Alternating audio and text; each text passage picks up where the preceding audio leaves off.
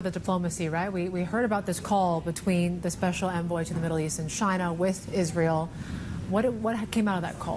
Yeah, this is an interesting shift by Beijing, or if not a shift, certainly an expansion of its view. Initially, the response from China failed to condemn the attack and focused again on this call to set up an independent Palestinian state. Now, after some amount of pressure, including by that US lawmakers in China, Chuck Schumer and so on, as well as the Israeli ambassador in Beijing, we have now seen the Middle East envoy for Beijing kind of being firmer, saying that they do condemn the actions, any actions that lead to civilian deaths, and really adding a lot more nuance that is quite necessary. The underlying reason here, as Oliver flicks to, is the role, of course, that the US is going to play in this conflict.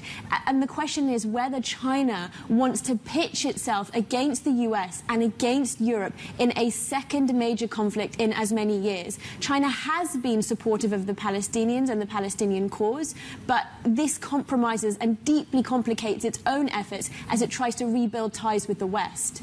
So we've got the EU's top diplomat heading to Beijing. Then we've also got the European Commission President, Ursula von der Leyen. She's going to be going to Israel as well today. So, you know, this is, I suppose, a show of solidarity on that part, and it'll be interesting to see what the EU has to say to the Chinese. It's certainly going to be a tense moment, because not only is Europe now trying to move forward with some of these some of these investigations into possibly curbing restrictions. So we have this investigation into Chinese subsidies for EVs, steel, and so on. On the one hand, they're trying to enforce this sort of economic statecraft. On the other, this issue of Israel and Hamas is deeply troubling for the Europeans too. Another point on which they perhaps see Beijing failing to take up that role of being a responsible peacemaker that it says it wants to play.